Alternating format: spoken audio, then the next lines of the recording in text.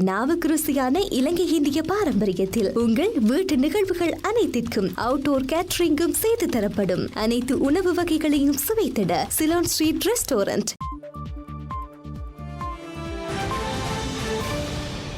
வணக்கம். நீங்கள் இணைந்து கொண்டிருப்பது ஐபிசி தமிழின் செய்தி நேரம் நேரலையுடன். முதலில் தலைப்புச் செய்திகள்.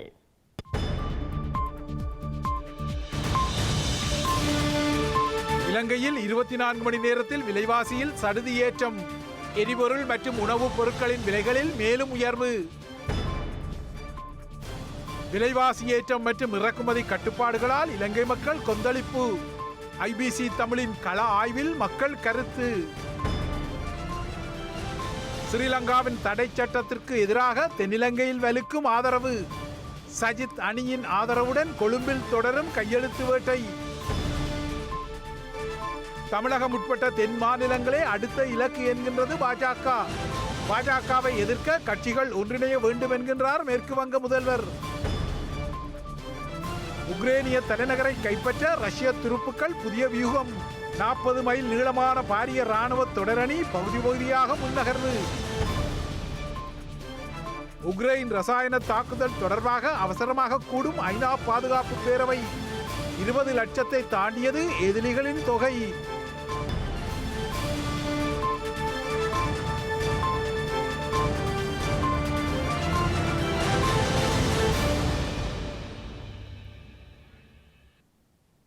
தொடர்பான விரிவான செய்திகள். இலங்கையில் நாளுக்கு நாள் அத்தியாவசிய பொருட்களின் விலைகள் அதிகரித்து வருவது ஏற்கனவே பெரும் நெருக்கடிகளை தோற்றுவித்த நிலையில் நேற்று நள்ளிரவு முதல் அனைத்து வகையான எரிபொருட்களின் விலைகள் அதிகரித்துள்ளதால் சடுதியாக அனைத்து பொருட்களின் விலைகளும் அதிகரித்துள்ளன. இதனால் கோதுமை, வெதுப்பக உற்பத்திகள், சமைத்த உணவுப் பொருட்களின் விலைகள் அதிகரிக்கப்பட்டுள்ளதோடு போக்குவரத்து கட்டணங்களும் அதிகரிப்பை எதிர்நோக்கியுள்ளன. நேற்று நள்ளிரவு முதல் அமுலுக்கு வரும் வகையில் எரிபொருட்களின் விலையை இலங்கை இந்திய எண்ணெய் நிறுவனம் அதிகரித்துள்ளது. இதற்கமைய 1 லிட்டர் டீசலின் விலை 75 ரூபாவாலும் 1 லிட்டர் பெட்ரோலின் விலை 50 ரூபாவாலும் அதிகரிக்கப்பட்டுள்ளது. இந்நிலையில் இன்று நள்ளிரவு முதல் அமுலுக்கு வரும் வகையில் ஒரு ராத்தல் பானின் விலை 30 ரூபாவால் அதிகரிக்கப்பட உள்ளது. இதன் அடிப்படையில் ஒரு ராத்தல் பானின் புதிய விலை 110 ரூபா முதல் 130 ரூபாவிற்கு இடையில் அமையவுள்ளது. இதேவேளை கோதுமை மாவின் விலையை அதிகரிக்க பிரிமா நிறுவனம் தீர்மானித்துள்ளது. இதற்கமைய 1 கிலோகிராம் கோதுமை மாவின் விலை 35 ரூபா தொடக்கம் 45 ரூபாவிற்குள் அதிகரிக்கப்படும் என பிரிமா நிறுவனம் தெரிவித்துள்ளது. இதேவேளை சமைத்த உணவுப் பொருட்களின் விலையும் அதிகரிக்கப்பட்டுள்ளது. உணவு பொதியொன்றின் விலையை 20 ரூபாவாலும், கொத்து ஒரு பொதியின் விலையை 10 ரூபாவாலும், சிற்றுண்டிகளின் விலையை 5 ரூபாவாலும் அதிகரித்துள்ளதாக அகில இலங்கை சிற்றுண்டிச்சாலை உரிமையாளர் சங்கம் கூறியுள்ளது. முச்சக்கர வண்டியின் முதல் 1 கிலோமீட்டருக்கான கட்டணத்தை 80 ரூபாவால் அதிகரிக்கவும் திட்டமிடப்பட்டுள்ளதோடு 2வது கிலோமீட்டர் முதல் 50 ரூபாவை அறவிட தீர்மானிக்கப்பட்டுள்ளதாக தெரிவிக்கப்பட்டுள்ளது. இதனிடையே அமெரிக்க டாலரின் பெறுமதி அதிகரித்துள்ளதால் விமான பயணச் சீட்டுகளின் விலை 27% அதிகரிக்கப்பட்டுள்ளதாக ஸ்ரீலங்கா சிவில் விமான சேவை அதிகார சபை தெரிவித்துள்ளது. மருத்துவ பொருட்களின் விலையை 29% உயர்த்துவதற்கு ஔடத விலை கட்டுப்பாட்டு சபை அனுமதி வழங்கியுள்ளதாக ஸ்ரீலங்கா ராஜாங்க அமைச்சர் சன்ன ஜயசுமன தெரிவித்துள்ளார். இந்த நிலையில் ஸ்ரீலங்கா கையடக்க தொலைபேசிகள் மற்றும் அதற்கான உதிரிபாகங்களின் விலைகளை அதிகரிக்க கையடக்க தொலைபேசி நிறுவனங்கள் தீர்மானித்துள்ளன. இதற்கமைய கையடக்க தொலைபேசிகள் மற்றும் அதன் உதிரிபாகங்களின் விலைகளை 30% அதிகரிக்க தீர்மானிக்கப்பட்டுள்ளது. இலங்கையில் நாளுக்கு நாள் அத்தியாவசிய பொருட்களின் விலைகள் அதிகரித்து செல்லும் நிலையிலும் இறக்குமதி கட்டுப்பாடுகளால் ஏற்பட்டுள்ள தாக்கங்கள் தொடர்பாகவும் மக்களின் நிலைப்பாடு தொடர்பாக இன்று யாழ்ப்பாணத்திலும் கொழும்பிலும் ஐபிசி தமிழின் செய்தியாளர்கள் கள ஆய்வொன்றினை மேற்கொண்டிருந்தனர். அந்த வகையில் யாழ் அச்சுவேலி பகுதியில் செய்தியாளர் ரமேஷினால் எடுக்கப்பட்ட கள ஆய்வில் பட்டினிச்சாவை எதிர்கொள்ளப் போவதான அச்சம் மக்களிடம் பரவலாக இருந்ததை அவதானிக்க முடிந்தது. நாடளாவிய ரீதியில் தற்போது மக்கள் பொருளாதார ரீதியில் பல இன்னல்களை சந்தித்து கொண்டிருக்கின்ற வேளையில் இந்த நேரத்தில் பொருட்கள் வெளியேற்றம் மக்களின் பாரிய பிரச்சனையாக காணப்படுகின்றது. இந்த நிலையில் இறக்குமதி தடை விதிக்கப்பட்டிருக்கின்றது. கள நிலவரங்களை ஆராய்வதற்காக நாங்கள் யாழ்ப்பாணம் அச்சுவேலி பகுதியில் உள்ள மக்களிடம் எவ்வாறு இந்த நிலவரங்கள் இருக்க போகின்றது என்பது தொடர்பாக நாங்கள் ஆராய இருக்கின்றோம். நாங்கள் ரவிவாரப்படுத்தோன்னா டீசல் அடிக்கலாமல் இருக்குது. டீசல் லைனில் ரெண்டும் கரிய கஷ்டப்படுறோம். எங்களுக்கு டைம் இருக்குது. மற்ற டைமுக்கு எங்களுக்கு முன்னுரிமை அடிக்க தந்தாலும் பிரச்சனை இல்லை. லைனில் நின்று டீசல் அடிக்கிறாங்க. மற்ற அதை விட டீசல் வெளியேறான்ற ஒரு பேப்பரில் கதையாக கிடக்கு. அதுக்கு நாங்கள் ஒன்றும் செய்யலாமல் இருக்குது. ரேட்டு கூட்டையில் இன்னும் இது டீசல் பிரச்சனையால் நாங்கள் வாகனம் ஓடுறதை நிப்பாட்ட வேண்டி தான் இருக்குது. இப்போ மனுஷராக பிள்ளைங்கிற கண்டுபிடிச்சுன்னா உணவு தான் முக்கியம். இப்போ உணவு இல்லாமல் எத்தனையோ பேர் எவ்வளோ கஷ்டப்படுது. இன்றைக்கு முந்தியெல்லாம் 50 ரூபா 60 ரூபா விற்ற பானெல்லாம் இப்போ 90 ரூபா 95 ரூபாய்க்கு வந்திருக்கு. இன்றையிலேருந்து இப்போ நான் பான் வாங்கியிருக்கிறேன். இப்போ அதில் கடையில் ஒரு கிலோ மாவுக்கு 40 ரூபா கூட வந்துட்டு இருக்கான். இப்போ சாதாரண ஒரு மக்கள் என்னென்று செயல்படுத்தலாம். இது உண்மையாக அரசாங்கம் இதுக்கு ஒரு மக்களை வயிற்றடி அடிக்காமல் ஒரு நல்ல இதோண்ட செய்ய வேணுமன்றதான் என்னுடைய. ஊருக்குள்ள தான் பொருளாதாரங்களை பெருக்க வேணும். என்னடா தோட்டக்கார விவசாயங்கள் செய்து இது குராக்கன் உள்ளூர் உற்பத்தியை தான் பெருக்கணும். அவ்வளோதான். அப்படித்தான் செய்யலாம். வேறு ஒன்றும் செய்யலாம். இப்போது நாங்கள் கோழி பண்ணை வச்சுருக்கிறோம். நாளுக்கு நாள் விலை கூடி கொண்டு இருக்குது. முட்டை மேசை எல்லாம் 1300 ஒரு நாளில் கூட்டியிருக்கிறான். 1300. அப்போ 6050 ரூபா கொடுத்த நாங்கள் அடுத்த நாள் 7350. அப்போ 1300 ஒரு நாளை கூட்டி தான் அப்படி நாங்கள் முட்டையை கூட்டி விற்கலாம். எங்களுக்கும் கஷ்டம்தான். நாடு எங்கேயும் ஒரு பால் அவ்வளோத்துக்குலாம் போகுது. அவ்வளோதான் சொல்லிடலாம். சரியாக இப்போ படம்லாம் போய் கொண்டு இருக்குது. அரசாங்கம் என்ன செய்து கொண்டு தெரியாமல் இருக்குது. உக்ரைன் அப்படி அங்கால பார்க்குற மாதிரி இஞ்சாலையுமே தான் கட்டாயம் நடந்தே தீரும். தொழில் பெரிய கஷ்டம் எல்லாம் இருக்கும்.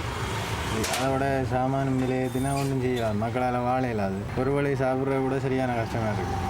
பாலின் விலை சரியான வீழ்ச்சியாக தான் இருக்கும். இதால் அனைத்து வேக்கரையும் சரியாக பாதிக்கப்பட்டு கொண்டிருக்கு. இன்னும் பாதிப்பு அடைகிறது சந்தர்ப்பங்கள் இவ்வளவு இருக்குது. இந்த அரசாங்கம் கட்டாயம் மாற்றணும். மாற்றினா தானே ஏதாவது ஒரு இது கிடைக்கும். இந்த நிலையில் பொருட்களின் வெளியேற்றம் நாளுக்கு நாள் அதிகரித்து செல்வது தொடர்பாக இன்று நாம் யாழ் அச்சுவேலி பகுதிக்கு சென்று அவர்களுடன் உரையாடி அதிலிருந்து தகவல்களை பெற்றுக்கொண்டதிலிருந்து மக்கள் பாரிய இன்னல்களை எதிர்கொள்ளப் போவதாகவும் இவ்வாறு சென்றால் பட்டினிச்சாவிற்கு முகம் கொடுக்கக்கூடிய நிலை ஏற்படக்கூடியதாக இருக்கும் என்றும் அவர்கள் அவலம் வெளியிடுகின்றார்கள். இந்த நிலையில் இந்த கள நிலவரங்களை உங்களுக்காக அறிய தருகின்றேன். ஐபிசி செய்திகளுக்காக யாழ் அச்சுவேலி நகரிலிருந்து ரமேஷ். இதேவேளை கொழும்பில் எடுக்கப்பட்ட ஐபிசி தமிழின் கள ஆய்வில் 367 அத்தியாவசிய பொருட்களுக்கு புதிய இறக்குமதி கட்டுப்பாடுகள் விதிக்கப்பட்டுள்ளதால் தாம் பல்வேறு சிக்கல்களை எதிர்நோக்கியுள்ளதாக குறித்த பொருட்களுடன் இணைந்த தொழில்களில் ஈடுபடுபவர்கள் கவலை தெரிவித்துள்ளனர். பழங்களின் இறக்குமதிக்கு தடை விதிக்கப்பட்டுள்ளதால் அவற்றை நம்பி தொழிலில் ஈடுபட்டுள்ள தாம் பாதிப்பினை எதிர்நோக்குவதாக பழ மொத்த வியாபாரிகள் தெரிவிக்கின்றனர். நமக்கு இப்போ டிமாண்ட் தான். இப்போ ராம வருது இல்லை, 12,000 13,000 அப்படி தான். இப்போ 10 பெட்டி 20 பெட்டி எடுத்து வாங்கி விற்றுக்கிட்டு நாங்களும் போய்கிட்டு இருக்கோம். நாங்களாம் வாங்கி விற்கிறோங்க பை அண்ட் சேல். இப்போ இம்போர்ட்காரங்களோட எங்களுக்கு ரொம்ப பாதிச்சு. என்னை நம்பி 6-7 பேர் வேலை செய்கிறாங்க. அவங்களுக்கெல்லாம் வேலை நான் நிப்பாட்டிடுவேன். நான் நிப்பாட்டி என் பிள்ளைய பொண்டாட்டியை பார்க்கணுமே.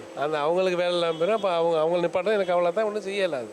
இந்த பட்டியலில் வர ஐட்டங்கள் எல்லாம் நாட்டுக்கு கொண்டாடாமல் நிறுத்தினா இங்கே உள்ள சாமான்கள்லாம் 4 மடங்கு விலை கூடும். இப்போயே மளி இந்த நவதானிய ஐட்டங்கள்லாம் இன்றைக்கே பஜாரில் எல்லாம் ஒழிச்சிட்டாங்க. வார சாமான்லாம் ஸ்டோரில் போட்டு, ப்ளம்ஸ் ஸ்டோரில் போட்டு, டேட்ஸ் ஸ்டோரில் போட்டு, கொச்சிக்காய், கொத்தமல்லி, நவதானிய ஐட்டம் எல்லாம் ஸ்டோரில் போட்டு பல மடங்கு விலை இன்றைக்கே ஏறிடுச்சு. நேற்று 850 ரூபாய்க்கு இருந்த காஞ்ச மிளகாய் இன்னைக்கு 1000 ரூபா போகுது. அப்போ நாளைக்கு இன்னும் விலை கூடுறதுக்கு தான் இருக்குது. அதனால இது அரசாங்கம் நிதி அமைச்சர் எடுத்த முடிவு இது சரியா பிள்ளையான்னு அவர் தான் கொஞ்சம் சிந்திச்சு பார்க்கணும். நாட்டில் இந்த அமைச்சர்மார்களோ இல்லை ஜனாதிபதியோ பிரதமரோ என்ன செய்யறாங்கன்னா அவங்களோட பாராளுமன்றத்தில் 225 பேரை மட்டும் தான் யோசிக்கிறாங்க. நாட்டில் தற்போது 2 கோடிக்கு மேலான மக்கள் இருக்கிறாங்க. அது இல்லாமல் இப்போ இந்த படத்தோடு இந்த அத்தியாவசிய சேவைகள்னு சொல்லி பொருட்களை நேற்று தடை செஞ்சுருக்காங்க. அது மூலம் எத்தனை பேர் இங்கே ஜீவிக்கிறாங்க. அந்த இப்போ குறிப்பிட்ட நாங்கள் குறிப்பிட்ட இங்கே இந்த கடையில் நாங்கள் 10 பேர் இருக்கோம். எங்களுக்கு 10 பேர் தொழிலெலாம் போவோம். அந்த மாதிரி இலங்கையில் லட்சக்கணக்கான இந்த மாதிரி தட்டுகளோ கடைகளோ இருக்குது. அப்போ கிட்டத்தட்ட ஒரு 50 லட்சம் பேருக்கான தொழில் வாய்ப்பு இல்லாமல் போவோம். இலங்கையில் இந்திய எண்ணெய் நிறுவனம் எரிபொருட்களுக்கான விலையை அதிகரித்ததை போன்று ஏனைய நிறுவனங்களும் எரிபொருள் விலையை அதிகரிக்க வேண்டிய நிலைமை ஏற்படும் என ஸ்ரீலங்கா நிதியமைச்சர் பசில் ராஜபக்ஷ தெரிவித்துள்ளார். அரசாங்கம் நிவாரணங்களை வழங்க முழுமையாக முயற்சித்து வருவதாகவும் அவர் குறிப்பிட்டுள்ளார். உலக சந்தையில் எரிபொருட்களின் விலை அதிகரிக்கப்பட்டுள்ளதாக ஸ்ரீலங்கா நிதியமைச்சர் பசில் ராஜபக்ச தெரிவித்துள்ளார். ஒரு பிரச்சினை முடியும் போது மற்றொரு பிரச்சினை உருவாகுவதாகவும் தற்போது உக்ரைன் ரஷ்யா யுத்தம் ஆரம்பித்துள்ள நிலையிலும் நிவாரணங்களை வழங்க தாம் முழுமையாக முயற்சித்து வருவதாக அவர் குறிப்பிட்டுள்ளார். மக்கள் மீது கொண்ட நம்பிக்கையை அவ்வாறே வைத்திருக்குமாறு கோருவதாகவும் ஜனாதிபதி, பிரதமர் மற்றும் தமது அமைச்சர்கள் அனைத்து விதமான முயற்சிகளையும் முன்னெடுத்து வருவதாக பசில் ராஜபக்ச தெரிவித்துள்ளார். நாட்டிற்கு வெளியில் நடக்கும் விடயங்கள் காரணமாகவே இவ்வாறான பொருளாதார நெருக்கடி ஏற்பட்டுள்ளதாகவும் வெளிநாடுகளில் இடம்பெறும் சம்பவங்களுக்கு தம்மால் தலையீடு செய்ய முடியாதெனவும் அவர் கூறியுள்ளார். உள்நாட்டில் ஏற்படுகின்ற பிரச்சினைகளுக்கு எவ்வாறேனும் தீர்வொன்று பெற்றுக் கொடுக்கப்படும் என நிதியமைச்சர் பசில் ராஜபக்ச குறிப்பிடுகின்றார். ஸ்ரீலங்காவில் ஏற்பட்டுள்ள எரிசக்தி நெருக்கடி தொடர்பான விவாதத்தின் போது நாடாளுமன்றத்தில் உரையாற்ற விடாமல் தான் தடுக்கப்பட்டதாக முன்னாள் எரிசக்தி அமைச்சர் உதய கம்மன்பில தெரிவித்துள்ளார். தனக்கு உரையாற்றுவதற்கு கால அவகாசம் கோரி எழுத்து மூல கோரிக்கையை முன்வைத்த போதிலும் அரசாங்கத்தின் பிரதம கொரோனா அலுவலகத்தினால் தனக்கு உரையாற்ற அனுமதிக்க முடியாது என அறிவிக்கப்பட்டதாக உதய கம்மன்பில குறிப்பிட்டுள்ளார். ஸ்ரீலங்காவின் எரிசக்தி அமைச்சராக இருந்த சந்தர்ப்பத்தில் கடந்த 3ஆம் தேதி நாடாளுமன்றத்தில் இடம்பெற்ற எரிசக்தி நெருக்கடி தொடர்பான விவாதத்தில் உரையாற்ற அமைச்சர் ஜோன்சன் பெர்னாண்டோ தனக்கு வாய்ப்பளிக்கவில்லை என நாடாளுமன்ற உறுப்பினர் உதய கம்மன்பில குற்றம் சாட்டியுள்ளார். இது தொடர்பில் முன்னாள் அமைச்சர் கம்மன்பில ட்விட்டரில் நீண்ட பதிவொன்றை இட்டுள்ளார். தான் அரசாங்கத்தின் பிரதம கொறடா அமைச்சர் ஜோன்சன் பெர்னாண்டோவிடம் இது தொடர்பில் பேசியதாகவும் அவர் இது தொடர்பில் பரிசீலிப்பதாக தெரிவித்ததாகவும் கம்மன்பில தனது ட்விட்டர் பதிவில் கூறியுள்ளார். எவ்வாறெனினும் சபாநாயகரின் உறுப்பினர்களின் உரை குறித்த பட்டியல் நிரம்பியிருப்பதால் உரையாற்ற அனுமதி வழங்க முடியாதென தெரிவிக்கப்பட்டதாகவும் முன்னாள் அமைச்சர் கூறியுள்ளார். 1,36,331 வாக்குகளை பெற்று தான் ஸ்ரீலங்கா பொதுஜன பெரமுன சார்பில் நாடாளுமன்றத்திற்கு தெரிவு செய்யப்பட்டதாகவும் நாடாளுமன்றத்தில் உரையாற்றுவதற்கான தனது உரிமையை மறுப்பதென்பது தமது வாக்காளர்களின் இதயங்களையும் மனதையும் வெளிப்படுத்த மறுக்கும் விடயமாகும் எனவும் அவர் சுட்டிக்காட்டியுள்ளார். நாடாளுமன்றத்தில் உரையாற்றுவதற்கான தனது உரிமையை சபாநாயகர் பாதுகாப்பார் என தான் மரியாதையுடன் எதிர்பார்ப்பதாக முன்னாள் அமைச்சர் உதய கம்மன்பில தனது ட்விட்டர் பதிவில் குறிப்பிட்டுள்ளார். ஸ்ரீலங்காவின் தற்போதைய பொருளாதார நிலைமை மற்றும் நிதியமைச்சர் பசில் ராஜபக்ஷ இந்த விடயம் தொடர்பில் உத்தியோகபூர்வ அறிவிப்பை நாடாளுமன்றத்தில் வெளியிட தவறியமை தொடர்பில் இன்று சர்ச்சை எழுந்துள்ளது. நிதியமைச்சர் இல்லாத காரணத்தினால் நாடாளுமன்றம் அதிகாரமற்ற அமைப்பாக மாறியுள்ளதாகவும் அவர் நாடாளுமன்றத்துக்கு வருகை தந்தாலும் தற்போதைய நிதி நெருக்கடி தொடர்பில் உரிய அறிக்கை வெளியிடாமை பாரிய பிரச்சனையாக மாறியுள்ளதாக ஸ்ரீலங்கா நாடாளுமன்றத்தில் குற்றம் சாட்டப்பட்டுள்ளது. ஸ்ரீலங்காவின் தற்போதைய நிதி நிலைமை குறித்து உரிய அறிக்கையை வெளியிட நிதியமைச்சர் பசில் ராஜபக்ச தவறியுள்ளதாக ஐக்கிய மக்கள் சக்தியின் நாடாளுமன்ற உறுப்பினர் நளின் பண்டார இன்று நாடாளுமன்றத்தில் தெரிவித்துள்ளார். நாடாளுமன்றத்தில் நிலைமையை விளக்குவது நிதியமைச்சரின் முதன்மையான பொறுப்பு என மக்கள் விடுதலை முன்னணியின் தலைவர் அனுரகுமார திசாநாயக்க சுட்டிக்காட்டியுள்ளார். அரசாங்கத்தின் ஏனைய உயர்மட்ட உறுப்பினர்கள் தமது உறவினர்கள் என்பதனால் அவருக்கு இந்த விடயத்தை நினைவுபடுத்த வேண்டும் எனவும் அவர் வலியுறுத்தினார். இந்த நிலையில் தனக்கு நாடாளுமன்ற உறுப்பினர்களை சபைக்கு வருமாறு அழைப்பதற்கு அதிகாரம் இல்லை என தெரிவித்த சபாநாயகர் மஹிந்த ஜாப அபேவர்தன பொருளாதாரம் குறித்து விவாதம் வேண்டுமா என கேள்வி எழுப்பினார். சர்வதேச நிதி நிலைமையை கருத்தில் கொண்டு தற்போதைய பொருளாதார நெருக்கடிக்கு மத்தியில் ஒத்துழைப்புடன் செயற்படுமாறு ஜனாதிபதி அனைத்து நாடாளுமன்ற உறுப்பினர்களிடமும் கோரிக்கை விடுப்பதாக இந்த விவாதத்திற்கு மத்தியில் கருத்து வெளியிட்ட சபை முதல்வர் அமைச்சர் தினேஷ் குணவர்தன தெரிவித்தார். ஸ்ரீலங்காவில் தற்போதுள்ள பிரச்சினைகளுக்கு தீர்வு காண்பதற்கு சர்வதேசத்தின் ஒத்துழைப்புகளை பெற்றுக்கொள்வது அத்தியாவசியமானது என தெரிவித்துள்ள ஸ்ரீலங்கா சுதந்திர கட்சியின் தலைவரும் ஸ்ரீலங்காவின் முன்னாள் ஜனாதிபதியுமான மைத்ரிபால சிறிசேன நாட்டில் உள்ள அனைத்து தூதுவர்களையும் அழைத்து உதவிகளை கோருமாறு அரசாங்கத்தை வலியுறுத்தியுள்ளார். தற்போதைய பிரச்சினைகளுக்கு நல்லாட்சியை குறிக்கூறும் அரசாங்கம் அதிகாரங்களை தக்க வைத்துக் கொள்வதற்கான நடவடிக்கைகளை தவிர வேறு எதனையும் மக்களுக்காக செய்யவில்லை என அவர் விகாரமகாதேவி பூங்காவில் நேற்று மாலை இடம்பெற்ற ஸ்ரீலங்கா சுதந்திர கட்சியின் கொழும்பு மாநாட்டில் உரையாற்றிய போதே குறிப்பிட்டுள்ளார். நாட்டில் தற்போது பிரச்சனைகளுக்கு எவ்வாறு தீர்வு காண்பது என்பது தொடர்பில் சிந்தித்து செயற்பட வேண்டும். தற்போது மக்கள் மத்தியில் சுதந்திர கட்சிக்கு பாரிய வரவேற்பு காணப்படுகிறது. தற்போதுள்ள பிரச்சனைகளுக்கு நல்லாட்சி அரசாங்கமே காரணம் என்று சிலர் கூறுகின்றனர். எனது ஆட்சி காலத்தில் அரசாங்கத்திற்குள் பிரச்சனை காணப்பட்டது. ஆனால் மக்கள் மகிழ்ச்சியாகவே வாழ்ந்தனர். ஆனால் இந்த அரசாங்கம் மக்கள் மகிழ்வுடன் வாழக்கூடிய எந்த வேலை திட்டங்களையும் முன்னெடுக்கவில்லை. கோவிட் தொற்றை காரணமாக காண்பித்து அரசாங்கத்தை தக்க வைத்துக் கொள்வதற்கான நடவடிக்கையே முன்னெடுத்தனர். நாட்டில் தற்போதுள்ள பிரச்சனைக்கு துரித தீர்ப்பினை காண்பதற்கு சர்வதேச உறவுகளை பலப்படுத்துவது அவசியமானதாகும். எனவே நாட்டில் உள்ள வெளிநாட்டு தூதுவர்களை அழைத்து ஒத்துழைப்பினை கோர அரசாங்கம் நடவடிக்கை எடுக்க வேண்டும். சர்வதேசம் ஒத்துழைப்பு வழங்குவது தொடர்பில் தீர்மானிக்கும் போது நாட்டின் ஜனநாயகம், ஊடகங்களின் சுதந்திரம் உள்ளிட்ட பல காரணங்கள் தொடர்பிலும் ஆராய முடியும். அரசு செலவுகளை குறைக்க வேண்டுமெனில் அமைச்சரவையை மட்டுப்படுத்த வேண்டும். ஒரு அமைப்பின் கீழ் பல ராஜாங்க அமைச்சுக்கள் காணப்படுகின்றமையே இதற்கான காரணமாகும்.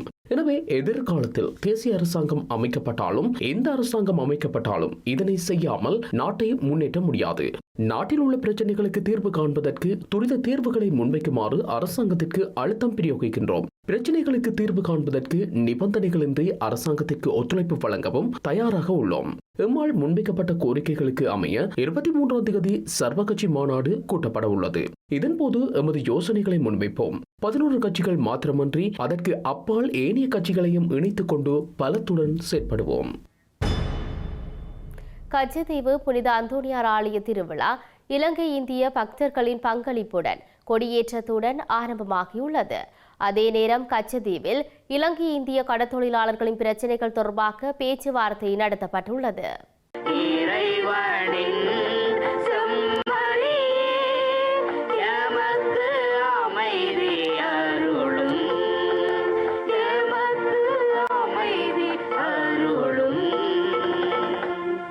கச்சத்தீவில் புனித அந்தோணியார் ஆலய திருவிழா இன்று கொடியேற்றத்துடன் ஆரம்பமாகியுள்ளது.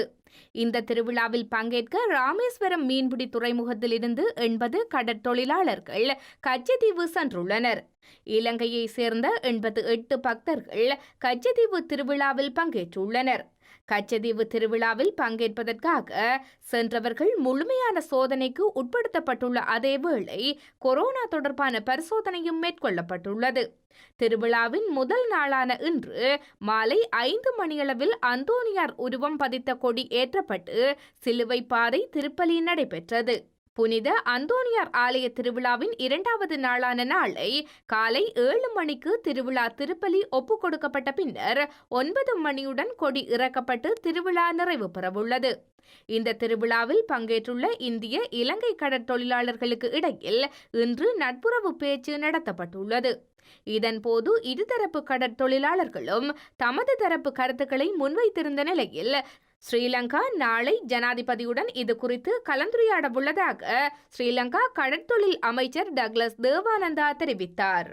2 தரப்பிலையும் சொல்லப்பட்ட விடயங்கள், அந்த கருத்துக்கள் அல்ல அவர்களுடைய ஆதங்கங்கள் எனக்கு எதிர்காலம் தொடர்பான ஒரு நம்பிக்கையை கொடுக்கிறதாக இருக்குது. அதேமா இந்த மாத கடைசியில இந்திய வெளிவிவகார அமைச்சர் வருவார் என்று நான் நம்புறேன். வந்தால் அவரோட நாங்கள் இன்றைக்கு இந்த கலந்துரையாடலையும் நான் அவருக்கு அதை எடுத்து சொல்லி ஒவ்வொரு ஆக்களும் இருக்கணும் இதுல என்ன கலைச்சினாங்கள் என்று சொல்றதுக்கு அதே நேரத்தில் நானும் சொல்ல இருக்கிறேன். ஸ்ரீலங்காவில் பயங்கரவாத தடை சட்டம் முற்றுமுழுதாக நீக்கப்பட வேண்டும் என எதிர்க்கட்சித் தலைவரும் ஐக்கிய மக்கள் சக்தியின் தலைவருமான சஜித் பிரேமதாச தெரிவித்துள்ளார். இது தொடர்பில் தமது கட்சியின் நிலைப்பாட்டை வெளிப்படுத்தும் எழுத்துமுழ ஆவணத்தை எதிர்க்கட்சித் தலைவர் தமிழ் தேசிய கூட்டமைப்பின் பேச்சாளரும் நாடாளுமன்ற உறுப்பினருமான ஜனாதிபதி சட்டத்தரணி MA சுமந்திரனிடம் நேரில் கையளித்தார். பயங்கரவாத தடை சட்டம் மற்றும் சட்டத்தை நீக்குவதற்காக நாடாளுமன்ற உறுப்பினர் MA சுமந்திரன் முன்னெடுக்கும் பிரசார பணிகளுக்கு ஒத்துழைப்பு வழங்குவதாக ஸ்ரீலங்காவின் பிரதான எதிர்க்கட்சியான ஐக்கிய மக்கள் சக்தி தெரிவித்துள்ளது. இதற்கமைய தமது கட்சியின் நிலைப்பாட்டை வெளிப்படுத்தும் எழுத்துமூல ஆவணத்தை எதிர்க்கட்சித் தலைவர் ஜனாதிபதி சட்டத்தரணி MA சுமந்திரனிடம் நேரில் கையளித்துள்ளார். நாடாளுமன்றத்தில் உள்ள எதிர்க்கட்சித் தலைவரின் அலுவலகத்தில் வைத்து இந்த ஆவணம் கையளிக்கப்பட்டுள்ளது. நாடாளுமன்ற ஒழுங்கு பத்திரத்தில் உள்ளடக்கப்பட்டுள்ள பயங்கரவாத தடை சட்டத்தில் முன்வைக்கப்பட்டுள்ள திருத்தங்கள் மூலம் பயங்கரவாத தடை சட்டத்தில் காணப்படுகின்ற குறைபாடுகள் எதிரையும் நிவர்த்தி செய்ய முடியாது என்பதை தாம் காண்பதாக எதிர்க்கட்சித் தலைவர் தெரிவித்துள்ளார். இந்த திருத்தங்களை ஐக்கிய மக்கள் சக்தி முற்றாக நிராகரிப்பதாகவும் சஜித் பிரேமதாச குறிப்பிட்டுள்ளார். பயங்கரவாத தடை சட்டத்தை பூச்சி வேலி மூலம் சீர்படுத்த முடியாது என்பதே தமது நிலைப்பாடு எனவும் அவர் கூறியுள்ளார். இந்த சட்டம் நீக்கப்பட்டு இதற்கு பதிலாக சர்வதேச தரத்திற்கேற்ப பொதுமக்கள் தேசிய பாதுகாப்பு மற்றும் தனிப்பட்ட சுதந்திரத்தை ஆக்கத்திறன் வாய்ந்ததாக சமன்படுத்தும் ஒரு சட்டம் ஸ்தாபிக்கப்பட வேண்டும் என எதிர்க்கட்சித் தலைவர் குறிப்பிட்டுள்ளார். பயங்கரவாத தடைச்சட்டம் முற்று முழுதாக நீக்கப்பட்டு சர்வதேச நியமங்களுக்கு ஏற்புடைய சட்டம் ஒன்று அதனை பிரதீடு செய்ய வேண்டுமென்ற தமது கட்சியின் நிலைப்பாட்டை வெளிப்படுத்தும் எழுத்துமூல ஆவணத்தை எதிர்க்கட்சித் தலைவரும் ஐக்கிய மக்கள் சக்தியின் தலைவருமான சஜித் பிரேமதாச கையளித்துள்ளதாக நாடாளுமன்ற உறுப்பினர் எம்.ஏ. சுமந்திரன் தெரிவித்துள்ளார். ஸ்ரீலங்காவில் பயங்கரவாதம் இல்லை எனவும் தற்பொழுது அரசு பயங்கரவாதம் இருப்பதாகவும் தமிழ் முற்போக்கு கூட்டணியின் தலைவரும் நாடாளுமன்ற உறுப்பினருமான மனோ கணேசன் தெரிவித்தார். அரசு பயங்கரவாத தடை சட்டம் ஒன்றை கொண்டுவர வேண்டும் எனவும் பயங்கரவாத தடை சட்டத்தை நீக்குமாறு மருதானையில் இடம்பெற்று கையெழுத்து போராட்டத்தில் கலந்து கொண்டு கருத்து தெரிவிக்கும் போதே அவர் குறிப்பிட்டார். முழுமையாக அகற்றுங்கள். கொஞ்சம் வைத்து கொஞ்சம் எடுத்து கொஞ்சம் வைத்து கொஞ்சம் எடுக்க வேலை வேண்டாம். முழுமையாக அகற்றுங்கள். தேவையில்லை என்று இன்று நாட்டில் இருப்பது பயங்கரவாதம் கிடையாது. நாட்டில் இருப்பது அரச பயங்கரவாதம் இருக்கின்றது. வேண்டுமென்றால் ஓட்டாவை சொல்ல விரும்புகின்றேன். அரச பயங்கரவாத தடை சட்டம் கொண்டு உருவம் பரவாயில்லை. அதுக்கு தயாராக இருக்கின்ற பிரச்சனை இல்லை. ஆனால் இன்று அரசற்ற பயங்கரவாதம் கிடையாது. அரசு பயங்கரம் கொண்டு தான் இருக்கின்றது. நாட்டில் வாழ்ந்து கொண்டிருக்கூடிய சிங்கள மக்கள், தமிழ் மக்கள், முஸ்லிம்கள் எல்லோருமே கரங்களை கோர்த்து கொண்டு ஒருவத்தாயின் பிள்ளையாக இருந்து கொண்டு இந்த பயங்கரவாத சட்டத்தை அகற்றுங்கள், அகற்றுங்கள், அகற்றி தீருங்கள் என்று நாங்கள் உடனே கூற விரும்புகின்றோம். நாங்கள் நாளுக்கு நாள் இன்று அரசுக்கு எதிராக இப்பொழுது விரோதம், எதிர்ப்பு ஏற்பட்டுக் கொண்டிருக்கின்றது. மக்கள் நாளுக்கு நாள் மணித்தியாலத்துக்கு மணித்தியாலம் நிமிஷத்துக்கு நிமிஷம் அரசு இருக்கின்றார்கள். ஆகவே எங்களை பயன்படுத்தி எங்களை இல்லாமல் செய்து கைது செய்து அரசு விரோதத்தை தடுப்பதற்கு இதை பயன்படுத்த வேண்டாம் என்று கூறி விரும்புகின்றோம். செய்தி நேரத்தில் நிறைவாக மீண்டும் தலைப்புச் செய்திகள்.